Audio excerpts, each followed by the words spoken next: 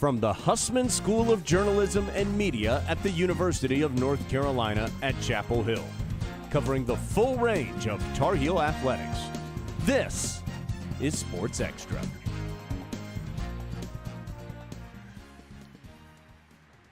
Rivalry day in field hockey against that team from down the road, and a hopeful bounce-back week for the football team. Welcome to Sports Extra. I'm Olivia Mundorf. And I'm BJ Tillman. Thanks for joining us. UNC football will look to put the season back on track against a 3-4 Georgia Tech team in Atlanta tomorrow. The Yellow Jackets are coming off an embarrassing loss at home against the Boston College Eagles. Tech's defense was gassed for 308 yards on the ground. The Yellow Jacket defense ranks next to last in the most rush yards per game allowed. Running backs Marion Hampton and British Brooks will look to expose the shaky Tech defense and give the Heels a much-needed win following a devastating loss this past week. Kickoff is set for 8 p.m. in Atlanta. In women's soccer, the third-ranked Tar Heels battled the Eagles in a stale and slow match at a packed Newton campus field on Thursday night. In their final game of the regular season, the Heels found it hard to find the back of the net, despite having 12 shots on goal and 2 from Boston College. Boston College got off to a quick start with a goal from the corner by Aislinn Shrisik, giving BC a 1-0 lead. Carolina forward Isabel Cox sent a shot to the low right side of the net, but Eagles goalie Vibeke Wildebrandt was there with the save to keep the lead for Boston. This was the first time the Tar Heels trailed going into the half this season, but that was short-lived as redshirt sophomore Ali Sentnor found space in the box and made a sharp cut, scoring high right in the 62nd minute. Carolina will now play Pitt at home to start ACC tournament play. For a recap of the regular season for the women's soccer team, let's go to our soccer analysts, Caroline Daly and Caroline Rouse. Ladies. Olivia, after the Boston College game last night, the Heels are 10-0-8. I've sounded like a broken record all season, but the fatal flaw of this team is we keep ending games in draws. This season marks the most draws in program history. They ended their season with a monster 6-1 win against Syracuse, notching season highs for points, goals, shots, and corners, and then ended with a 1-1 draw against lowly Boston College. Despite the ties, this team has elite players and a team that can be dominant on both sides of the ball. On offense, Avery Patterson leads the way with 8 goals and 18 points. But it's been Ali Sentnor who has dominated the stat sheet with the most assists, shots, and game-winning goals for the team. Carolina's roster has depth with 16 players on the roster with a goal. Moving it down to defense, the Heels haven't allowed more than 1 goal since the FSU game. And what do we always say here? Well, defense wins championships. Goalie Emmy Allen also has a .725 save percentage on the season. Another success story for the Heels has been the freshman. On the stat sheet, Evelyn Shores has led the way with 4 goals and 3 assists on the season. And Melina Rabimbas is right behind her with 3 goals and 3 assists. Sadly, Shores is out for the rest of the season, but we know she'll be a key returner next year. The Heels are currently 4th in ACC standings and will face the Pitt Panthers on Sunday night at Dorrance Field. If they win, they'll then face the Florida State Seminoles, who are number 1 in the country. FSU was the Heels' toughest opponent. Earlier this season, they battled it out in a 3-3 tie when FSU scored off a corner kick in the last 10 seconds. The Noles are also undefeated and have won the ACC tournament the past 3 years. It'll be a showdown, but we've got to make it past Pitt first. Olivia? Thanks, Caroline and Caroline. Heading into the conference tournament, the Heels have as many draws as wins in ACC play. So let's hope the Heels can finish with a win on Sunday and get to the ACC semifinals. Tonight at 7:30, Carolina men's soccer will take on number 14 Virginia away at Klockner Stadium, needing a W to secure the first winning season in ACC play since 2020. The Heels enter the regular season finale at 2-2-3 in conference after beating Louisville 2-0 off an early goal from Quincy Huerman, who has headlined the Carolina attack this season. On the other side of the pitch, goalie Andrew Cordes has posted 4 clean sheets in his past 6 games. But the Defensive Player of the Week will be facing reigning ACC Offensive Player of the Week, Stephen Anor. The game will be broadcast on the ACC network. It's Friday night lights for UNC field hockey at home as they face off against our fiercest rival and the number 3 ranked team in the country, the Duke Blue Devils. The Tar Heels look to get back to their winning ways after their surprising loss dealt by Virginia last week. The Heels led 2-0 at halftime before a shocking rally by the Wahoos led to the Virginia win 3-2.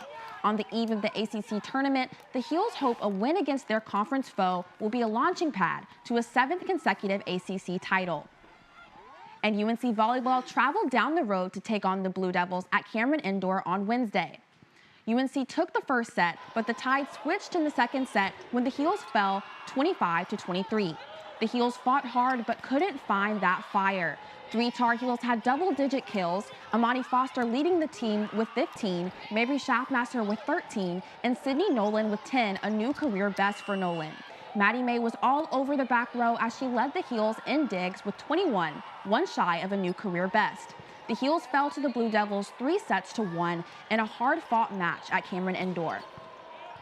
Let's go to Ashley Humphrey on Aces with Ashley, breaking down the first meeting between these two teams. BJ, anytime these two teams meet, anything can happen. No matter the rankings, no matter the records, like Caroline Ralph says, every game starts at 0-0. And who's the first to 25 points is up to who wants it more and who has the heart. The first 2 sets were close. UNC took the first, and in the second, neither team was ever up by more than 2 points, but Duke was the first to 25. This made the third set the most decisive as it was UNC's chance to take back that momentum. We're going to look at what went wrong during that set, which led to Duke taking both the third and fourth sets to send the Heels back to Chapel Hill with a loss.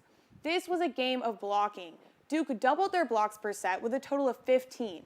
A large block means UNC was going to need to get creative to beat it. Here are 2 examples of UNC struggling to strategically beat this block. This play starts off with a poor pass, which leads to Zoe Sepp being off the net, and Mabry sends over a very high roll shot. In this case, I think she needs to send a shorter tip over the block, which is tough to do when your set's off the net, or she should have sent a high line shot or just try to catch those blockers' hands. This next play is after a recovered block on Southampton, and then the ball is swung to the right side to Romani Thurman, and again, just not aggressive enough. That tip needs to be shorter right over the block, or since she's a lefty right side, she could easily tool this block and send the ball out off the Duke blocker's hands. This is a game of blocking, and UNC was also out-hit 197-318. This was due to Duke's intense blocking and UNC's inability to get them out of system with their serving or hitting, something Mike Shaw said this team would need in this match. While the talent of the rookies is exciting and keeps me optimistic about the future of this program, their lack of experience showed in a game like Wednesday night. Ashley, what can we expect from the team's next matchup against NC State? Our team won't be getting any relief from the intense blocking they saw this week with the Wolfpack's middle blocker, Jada Allen, and outside hitter, Ava Brizzard, who could give Mabry a run for her money. Just like with Duke, when these two teams meet, anything could happen, so it should be an exciting watch. Well, Tar Heel fans will be sure to tune in on ACC Network or stop by Carmichael Arena. Thanks, Ashley. As UNC baseball alum Zach Gallen prepares to pitch in the World Series, current Diamond Heels took the field for a Blue Navy World Series of their own. In the first inter-squad game on Wednesday, Blue took the win 4-2. On Thursday, Navy came right back in Game 2 and demolished Blue in 7 innings with a score of 6-2, thanks to a 6th spot in the 4th inning. Game 3 will be on Saturday. Former UNC pitcher Zach Gallen is getting the start tonight in Game 1 of a different World Series, the MLB World Series. This year's All-Star Game starter takes the bump for the Arizona Diamondbacks in their first World Series appearance since 2001. Along with their 15th ranked recruiting class, the baseball team at UNC has an elite transfer in Ryan Fisher to give them an edge. Cale Laird has the story. While to most this would mean nothing, for Ryan Fisher, a graduate transfer, it meant everything. Ryan tells the story of his senior season at NJIT and what it means to him. NJIT was the best 4 years of my life. I met some of my best friends there. We started a winning culture that wasn't there before I went. Fisher led NJIT to the first regional win in program history after the creation of Grit Ball. We were kind of in the gutter in the beginning of our season. We were about 3-18, and the next half of the season, we went 24-6, something like that. And we were just messing around one weekend, playing some video games, and we said, we gotta just have fun with it, play grit ball, and kind of just do anything that you can to win. While this story is enough to fire anybody up, it meant more than that to Fisher. He was so passionate about grit ball, he got it tattooed on his leg. After unanimously winning America East Pitcher of the Year, Fisher decided it was time to move on to UNC. He tells us why. You know, UNC has a winning tradition here, and it's an honor to play in Carolina blue and be a Tar Heel, and it's something that I've always wanted to do, and having this opportunity, I couldn't be more grateful for. Players like these are what help elite baseball programs get over the hump and make a run for Omaha. The Diamond Heels are coming off an impressive season, but look to advance farther into the national tournament with this grit ball mindset. In Chapel Hill, I'm Cale Laird reporting. We can't wait to watch Ryan and the rest of the team this spring at the Bosch. The basketball team will face off against the St. Augustine Falcons in an exhibition game tonight at 7:30 in the Dean Dome.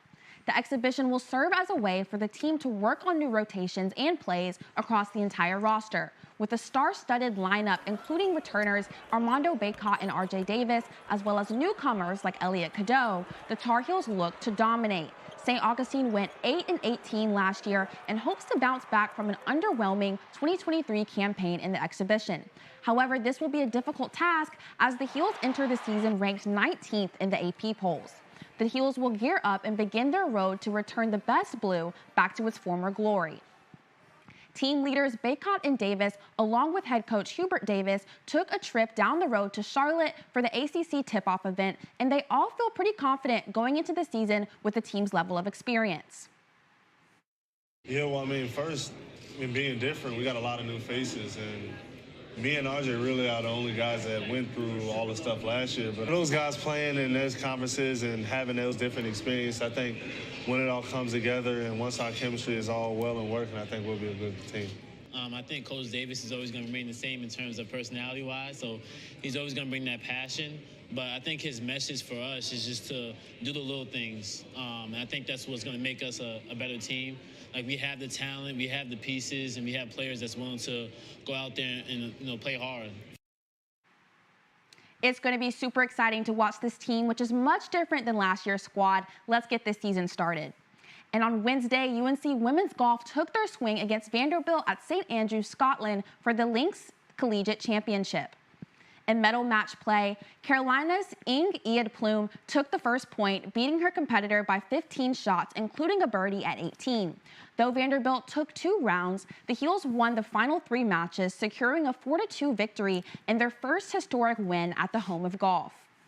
And for the men, Carolina's Dylan Minante faced off against Vanderbilt's Jackson Van Paris and made a 10-foot birdie putt to tie his score. However, the windy and rainy conditions made the old course a challenge, and the Heels struggled to make clean shots in the final matches. Vanderbilt took the win 4.5 to 1.5. The men's and women's cross-country teams were off and running this morning in Tallahassee, Florida at the conference championships. The men's team placed first, making this the 15th championship for the program and its first since 1985. Parker Wolf was the top individual, becoming the first Tar Heel since 1997 to do so. 4 UNC runners placed in the top 10, and the women's team placed 5th, with Fatima Alanis coming in 12th. The women's tennis team swept the ITA Regional in singles and doubles this past week. In the doubles portion, 2 teams won. Sophomore Reese Brantmeyer and senior Elizabeth Scotty won the A1 draw, and graduate transfer Abby Forbes and senior Riley Trant won the A2 draw. However, due to a technicality with the ITA, they were required to compete and have a playoff, leaving only 1 champion team. Brantmeyer and Scotty took that title and defeated their teammates 6-3, 6-3. The same technicality also applies to the women's singles portion. Sophomore Reese Brantmeyer won the A1 draw, and senior Annika Yarlagata won the A2 draw. They'll be facing off today to decide the ultimate champion, but regardless, both doubles pairings and singles players will be competing in Fall Nationals in San Diego starting Wednesday. Everyone knows being part of Carolina is being part of a family. And on the women's tennis team, having the same coach is a generational thing. Elizabeth Scotty has the story. When it comes to college recruiting, it can be difficult for an athlete to pick their future school of 4 years.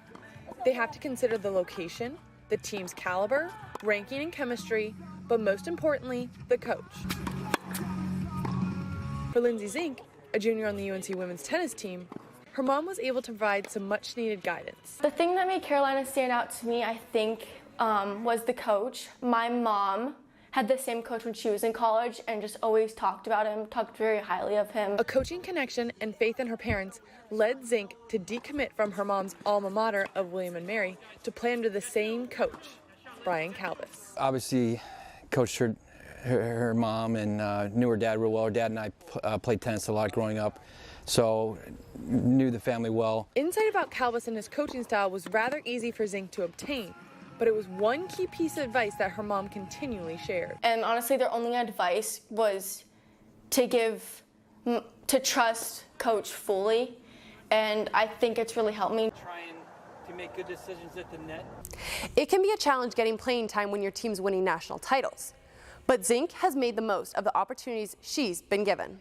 She cares about the team. She wants to play in the lineup. She wants to do well. She wants to win. And in her freshman and sophomore campaigns, she beat players from teams like Clemson, Auburn, Wake Forest, and South Carolina, both ACC opponents and top-tier SEC schools. And if she continued to believe in her abilities, then good things are going to happen for her.